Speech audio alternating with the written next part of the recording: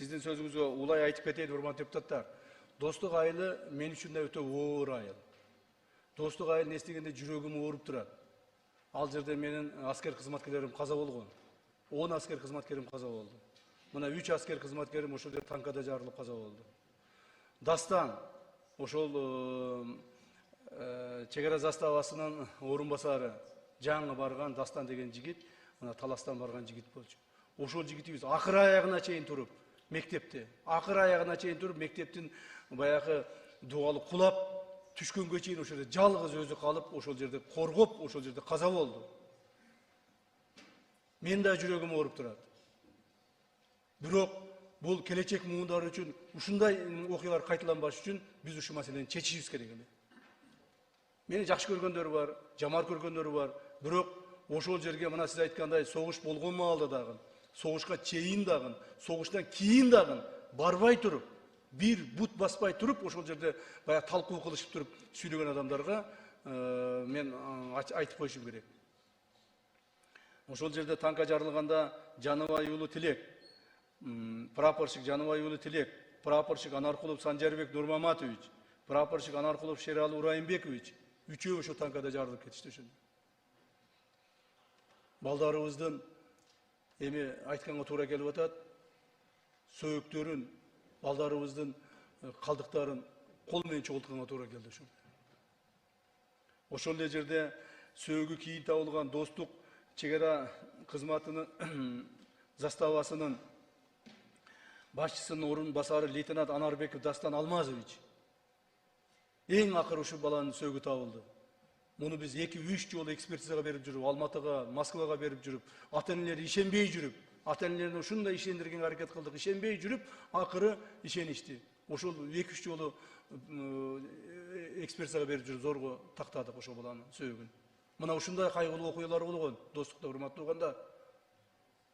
Достук десе эле баягы саясатчылар бир очко топтош үчүн, же саясий упай топтош үчүн ар нерсени айта бербегиле. Өтө кайгылуу жер. Ал жерде мына мен өзүм жеке айтып коеюн. Өзүм ошол жерде болгон убакта дагы, болгондон кийинки дагы, болгонго чейин дагы ошол жерде аралашып жүрүп, ошол жерде жүргөн адамдардын катарын айтып атам. Сырттан туруп алып, Достукка бир да жолу барбаган адам катары айтып аткан жерим жок. Ошон үчүн Достук боюнча сүйлөгөндө этият болуңуздар.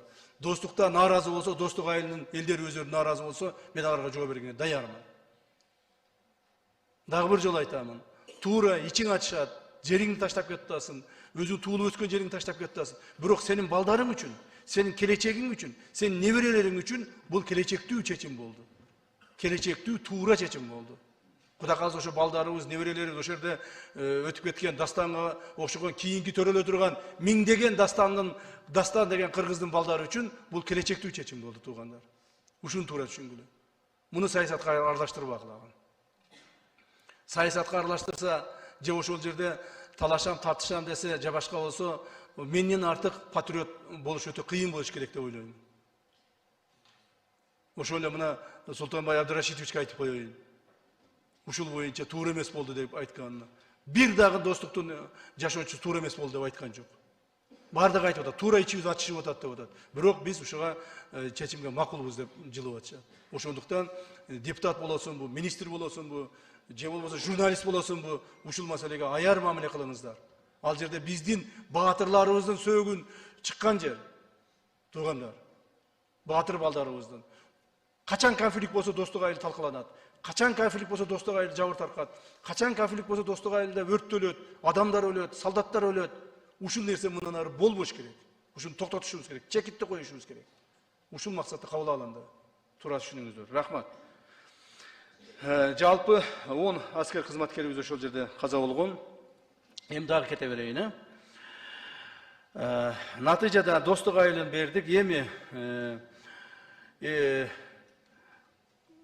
Мазаиттин жерин 8,13 гектар жерди берилди. Көрсөтүңүзчү. Мына Мазаиттин жерин бердик, туугандар. Себеби Мазаиттин жери мына Ходжайлы айылынын ортосунда калып кеткен. Жанагы анклав болуп. Бул жерде биз адамдар, мен таблицаны алып алайынчы. Адамдар жашайт беле, же жашабайт беле? Жакшы эсимде жок. Мазаиттин жеринде жашабайт беле? Бар беле? Азыр канча үй бүлө бар экен мен айтып коеюнчу. Таблицада жазылган. Дагы көптөгөн иштер жүрөт алычы. Көп иштер жүрөт али. Биз аны жөнөкөйлөштүрөбүз. Урматтуу депутаттар, Камчыбек Кыдыршаевич туура айтат. Урматтуу депутаттар, азыр баяндаманы Камчыбек Кыдыршаевич аягына чыгарып койбойбу? Жа, Зулпукарович да бир нерсе айтам деп атат. Зулпукарович. Камчыбек Кыдыршаевич, мол картаны мындай жогора көтөрсө болобу? Эки кызыл сызык каяка чейин кетип атат. Бул жер мына айтып атпаймынбы? Мына жерге келип, мына жерде водозабор бар, ушул жер токтойт. Буну доказа кылышпаптыр да, мына жерде водозабор бар. Булардынчы? Азыр мен 10 жолу айттым го сизгечи. Жок, эми биз мында караганда мен лейлек так билбейм да. Картадан карасак, эки жагы Кыргызстан, ортосу Тажикстан каяка чейин барат деген. Мына жерге чейин келет. Мына жерге чейин келет. Мына жерде где-то, мына жерде водозабору бар, мунун жогорунда биздин Кулундунун каналы бар, мына кеткен. Вот всё. Камчыбек Кыдыршаевич, эгер көрөм десем, ол жерде мына альбомду алып келип койгон, запись алып Кстати, альбомду алып келиш ким? Эгер допускаңыздар болсо, кел, мына жерде таанышсаңыздар болот. Мына жерде альбом ошо көтөрүп мына көрсөтүп коюңуздар мына.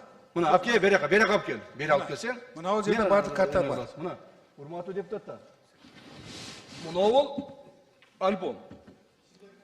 Мына альбомдо толук бойдон ар бир метр жерине чейин тартылып, кол коюлуп, чегерилип бүттү.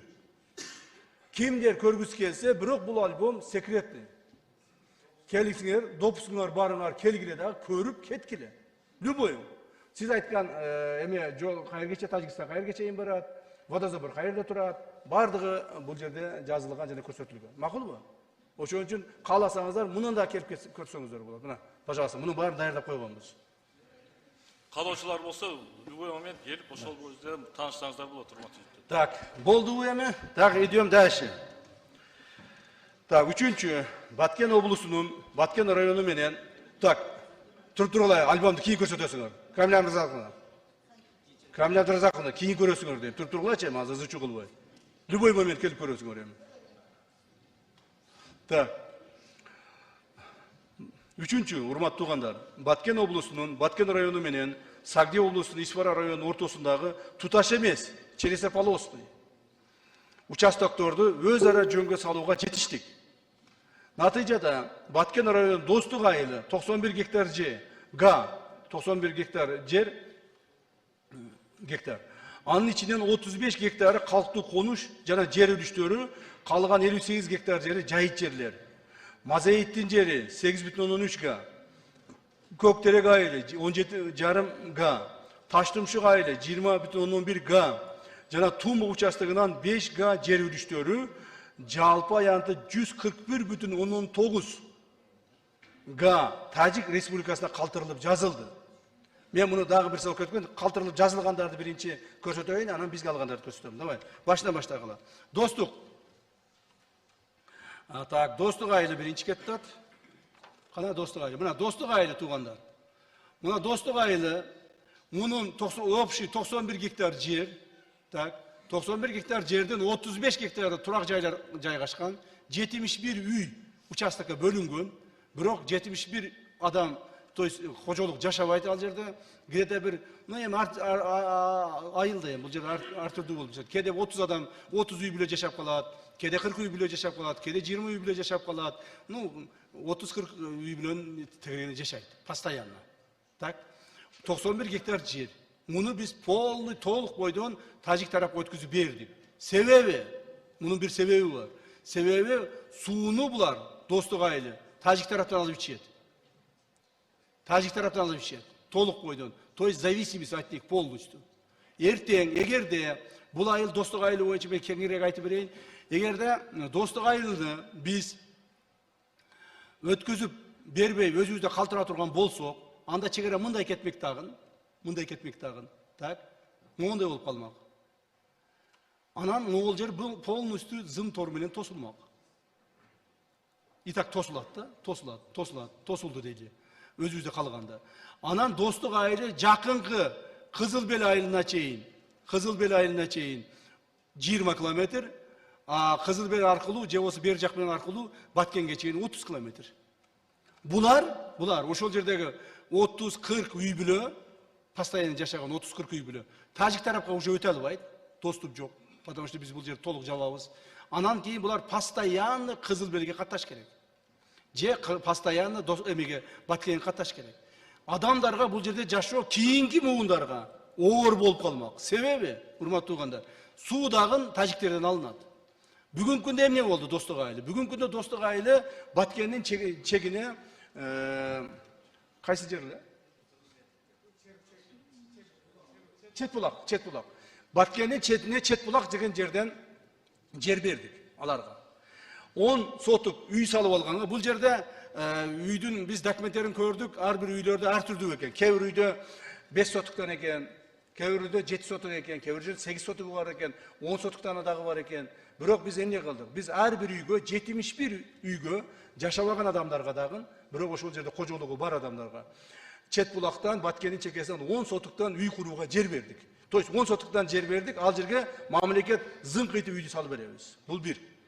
Экинчи, ошол үйдүн жанына дагы 10 сотук бердик. Дополнительный, эми бул кийинки бала чакаңа салып аласыңар, өзүңөр кийин салып аласыңар деп дагы 10 сотук бердик. Плюс дагы 10 сотуктан, 9 сотуктан Кызыл Берден баягы айыл чарбасына иштетүү боюнча үлүш жер бердик. Ошентип почти 30 сотуктан жер бердик ар бирине. Эми булар да туура айтыш керек. Эми ар бирибизде туулуп өскөн жерибиз бар. Киндик канган жерибиз бар. Ата-энелерибиз көмүлгөн мүрзөлөрүбүз бар. Бирок ошого карабастан туугандар, азыркы жашап аткандарга бул бир аз мындай психологически кыйыныраак болушу мүмкүн. Аларга деле экономически кыйын болбойт. Психологически кыйыныраак болушу мүмкүн. Себеби ошол жерде туулуп өстү, өзүнүн айылын таштап чыгып кетип атат, ушундай. Бирок кийинки муундардын келечегине бул эң жакшы нерсе болот. Себеби кийинки төрөлө турган Достуктун балдары эми Четбулакта төрөлөт, Баткендин чекесинде. Эми аларга шарттар болот. Окууга, жашоого шаардын жанында болот. То есть кийинки муундарга эң жакшы болот. Эгер биз ушул бойдон калтырып кое турган болсок, өткөндө бир журналисттин немесин көрүп калдым, бир 20 окуучу окуйт экен мектепте деп атат. 30 окуучу окуйт экен деп атат. Ошондуктан аз туруп тур, Бактияр, сүйлөйсүң, мен сүйлөп бүтөйүн. Ошондуктан, урматтуу туугандар, мен ойлоймун, биз Достук айылын эң туура чечим кабыл алдык. Азыр кайсыл бир деңгээлде, дагы бир жолу айтайын, ошол жерде жашаган адамдар, мына биздин возрасттагы туулуп өсүп ушул жерде жашап калган адамдар ич ачышы мүмкүн. Достук айылыбыз калып кетти да депчи. Бирок кийинки муундарга бул эң сонун шарт түзүлдү. Төрөлө турган, азыр төрөлүп жашап аткан адамдарга эң сонун шарт түзүлдү, туугандар. Биз ушунусун дагы ойлодук. Биз чечим кабыл алганда бүгүнкү эле убакытка ылайыктуу эмес, кийинки убактарга, кийинки муундарыбызга ылайыктуу чечимдерди кабыл алышыбыз керек деп эсептейбиз. Ушундай чечимди биз кабыл алдык. Так. Ошентип Достук айылы тажиктерге өткүзүлүп берилди. Бул жерде биз Достук айылында биздин заставаны да өткүзүп бердик. Өзүбүздүн заставабыз бар да, анда өткүзүп. Бирок биз тажиктерден 2 заставаны алдык. Кайрагачтан бир заставасын алдык, Ляkkондан бир заставасын алдык. Ляkkондон заставасы жаңы бүткөн застава болчу. Карабактын жогорунда. Так. Ошондуктан ушул маселе үчүн чечтик. Эми достук боюнча сурооңузду айтыңыздар. Айта бериңиз. Калпаевдин микрофон бериңиздер. Чоң рахмат, урматтуу Камчы Кыдыршаевич. Ушул негизи чегаранын чечилиши мындай 100 жылдан бери, эгемендүүлүк алгандан бери ар кандай окуяларды көрдүк. Ошол жерде жүрдүңүз. Ушул достуктун тегерегинде ушул тарапта көп акыркы 2 жумада саясий оюндар болуп, мындай популизм менен саясий упай топтоо аракеттерин көрүшүп, чегарада чыр болгондо ошол жерге барбаган адамдар ошол сөздөрдү айтып атышты. Мен ойлойм, эч качан мындай жеке кызыкчылык мамлекеттин кызыкчылыгынан бийик турбаш керек деп. Ошол эле учурда Камчы Кыдыршаевич мына достук жөнүндө жана башка жерлер жөнүндө эл аябай мындай күтүп атат. Зым менен ушу аз делимитация иштери бүттү да, Кудай буйрса демаркация бүткөндөн кийин зым менен тегеретип тосуп салса деген ошону аябай күтүп атышат. Анткени баягы мурда көзөмөлдө болгон эмес, баягы кыргыздар үйлөрүн сатып кетип, анда жылып келген учурлар болгон, алмашып ушундай болгон. Ошол уланбаш үчүн Баткенди мындай бир жан өтпөй тургандай кылып тегеректеп тосуп салсаңыздар, ошону эл аябай суранып атат.